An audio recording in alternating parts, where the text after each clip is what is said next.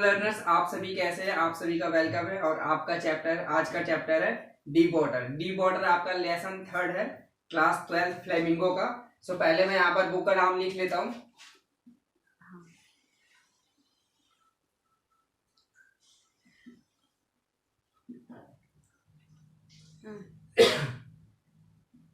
Deep water chapter का नाम है और राइटर का नाम है विलियम डॉगलस।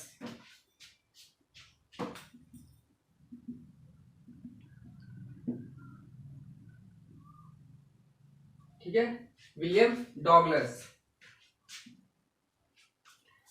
डीप वाटर की अगर मैं बात करूं तो ये चैप्टर एक बुक से लिया गया है। ये चैप्टर एक ऑटोबायोग्राफिकल पार्ट का हिस्सा है। ठीक है, क्या कहने की कोशिश कर रहा हूं उसको आप समझेंगे।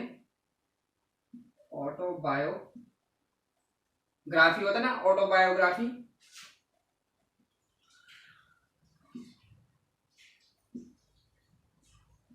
एक ऑटोबायोग्राफिकल पार्ट है, मतलब इन्होंने ही खुद बुक लिखी है, विलियम डॉगलस ने। ठीक है, यानी कि जो इस चैप्टर के अंदर स्टोरी है इनका खुद का ही है। ये जो बुक लिया गया है, पहले थोड़ा ऑथर के बारे में जान लेते हैं, चैप्टर के बारे में जान लेते हैं। अभी हमारा इंट्रोडक्शन चल रहा है इस चैप्टर का। ठीक है, जो जानना बहुत जरूरी है। इन्होंने जो बुक लिखा था उसका नाम था of man and mountains. Of man and mountains, ये बुक का नाम है। तो ये एक बुक है, उसके अंदर से ये चैप्टर लिया गया है और इन्होंने खुद लिखा हुआ है। इसके अंदर जो स्टोरी है एक यंग लड़के का है। ठीक है, जो पहले 4 इयर्स होता है, फिर 10-11 इयर्स होता है। तो इस खास करके जो स्टोरी है वो 4 से 10 सालों के इर्द गिर्द घूमती रहती है। इसके अंदर जो मेन चीज है जिसके ऊपर डिस्कशन किया गया वो फियर है।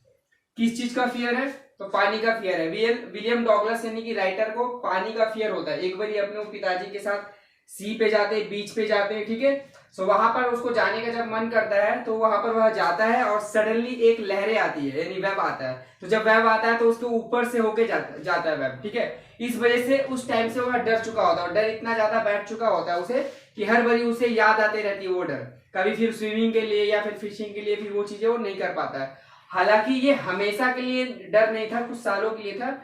वो चीजें उन्होंने डर को कैसे ओवरकम किया। ओवरकम का मतलब होता है, ये वोकैबुलरी है। ओवरकम का मीनिंग होता है आपका कम करना, काबू पाना। तो कैसे उन्होंने अपने डर के ऊपर काबू किया वो आप समरी के माध्यम से अभी मैं आपको पढ़ाने वाला हूं। तो बेसिकली मैंने आपको बता दिया। अगर और थोड़ा सा मैं जानकारी दूं तो जो विलियम डॉगलस हैं वो एक राइटर तो हैं। ठीक है, बड़ा इंटरेस्टिंग फैक्ट मैं आपको बता रहा हूं। ठीक है ना, एक अच्छे पर्सनैलिटी रह चुके हैं, ये राइटर थे। साथ ही साथ ये आप कह सकते हो कि ये इन्होंने प्रैक्टिस की हुई है लॉ में। ठीक है, सुप्रीम कोर्ट के अंदर, यूएस के अंदर, वो भी 30 से 40 सालों तक इन्होंने सेवा दी है। मैं लिख देता हूं आपका associate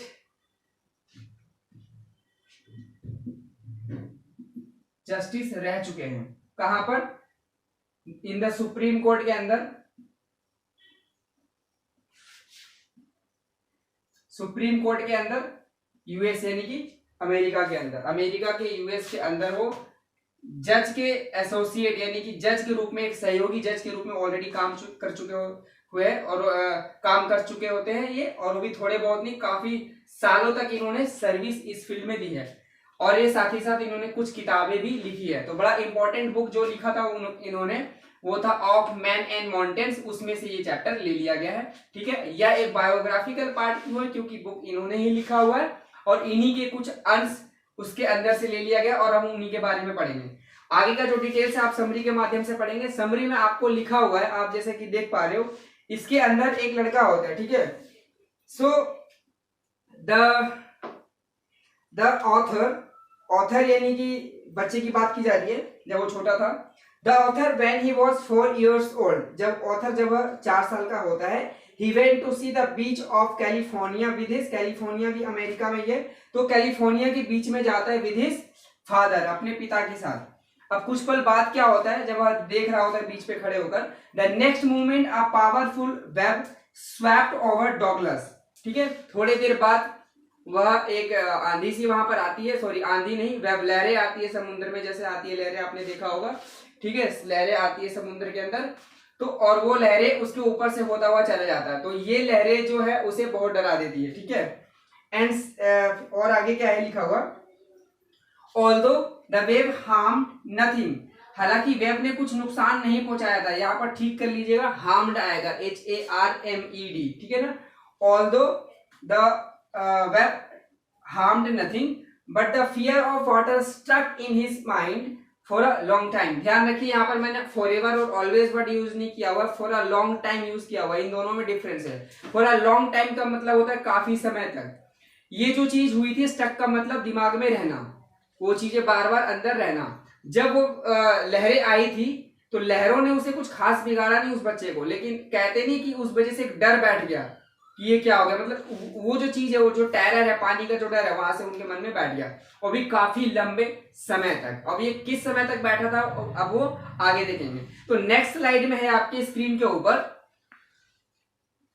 When he was 10 to 11 years old, जब वह 10 या 11 साल के थे, he decided to learn swimming at YMCA pool in Yakima।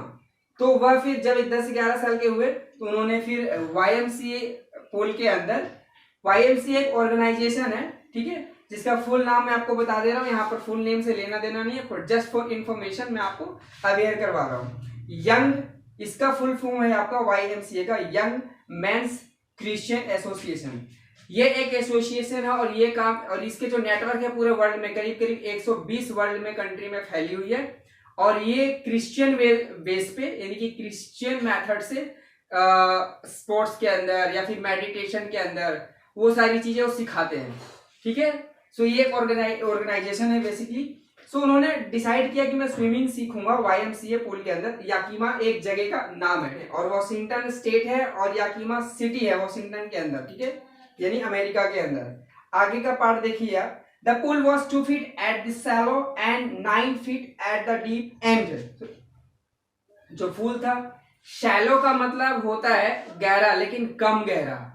पुल आपको पता है, हम किसी चीज के अंदर तालाब में या किसी में जा रहे होते तो कई बार ऐसा स्ट्रक्चर बना हुआ होता है सीढ़ी की तरह, सीढ़ियों की तरह, तो थोड़ा सा गहराई होता है, और आगे जाओगे दूसरी सीढ़ी पे तो और थोड़ा सा नीचे गहराई होगी, इस तरीके से था। तो स्टार्टिंग में पुल 2 feet थी गहरा, और फिर आगे जैसे जैसे बढ़ते जाएंगे वो पुल की गहराई जो है करीब करीब 9 feet की गहराई थी, और 9 feet की गहराई फिर भी ज्यादा तो नहीं है, फिर भी ठीक ठाक है।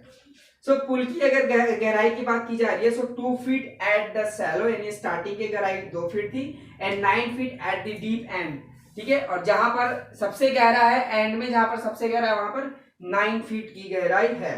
आफ्टर ए फ्यू डेज, कुछ दिन बाद क्या होता है, when the author was near the pool, जब ऑथर पुल के पास होता है, यानी कि वो बच्चा 10-11 साल का जब पुल के पास होता है, suddenly a strong fat boy lift him up and threw him into the deeper part of the swimming pool।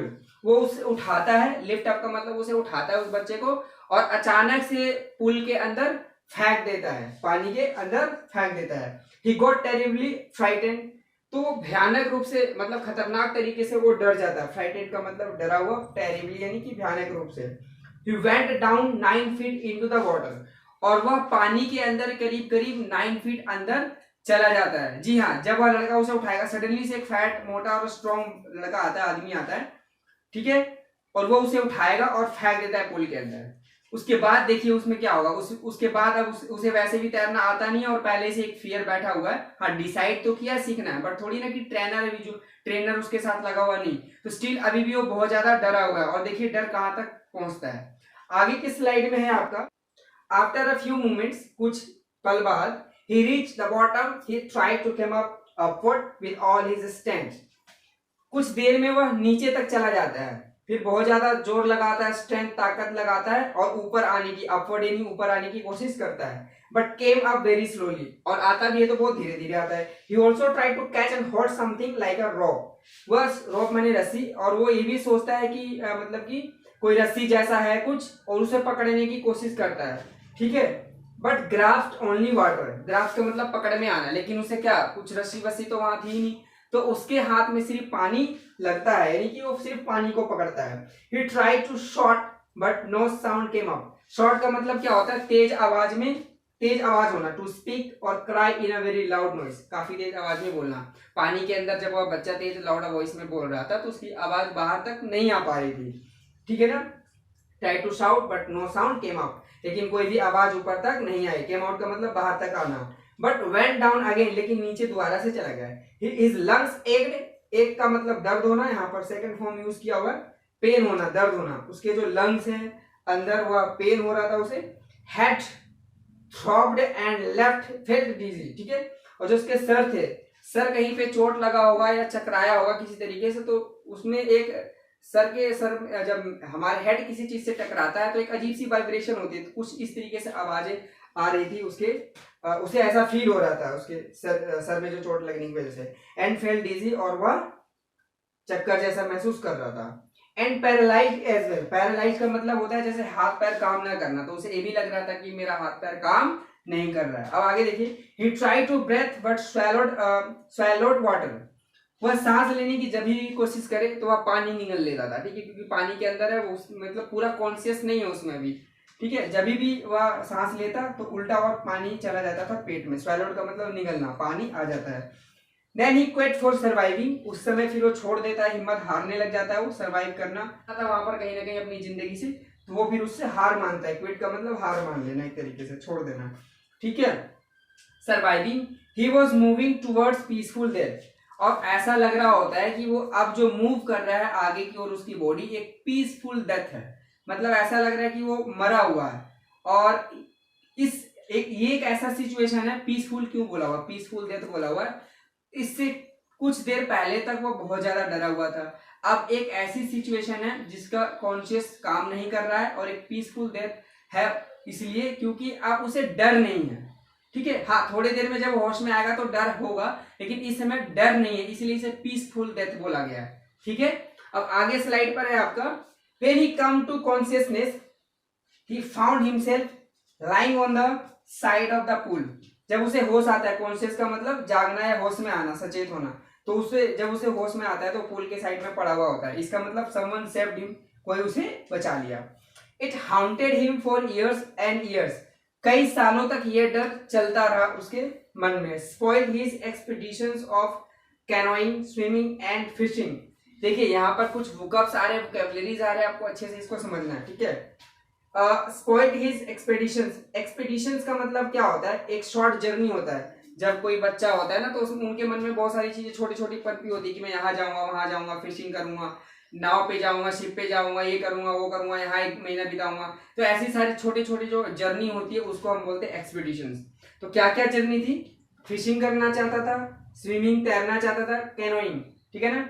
Canoeing का मतलब होता है, एक कैनोइंग होता है आपका, एक छोटा सा नाव होता है टोकरे जैसा, जिसे डोंगी भी बोलते हैं, उसमें 2 लोग बैठ सकते हैं, और फिर चक्कू खुद ही चलाना पड़ता है उसको हैंडल करने के लिए, यानी कि उस डोंगी को, नाव को चलाने के लिए चक्कू भी खुद ही चलाना होता है, उसे बोला जाता है आपका कैनोइंग।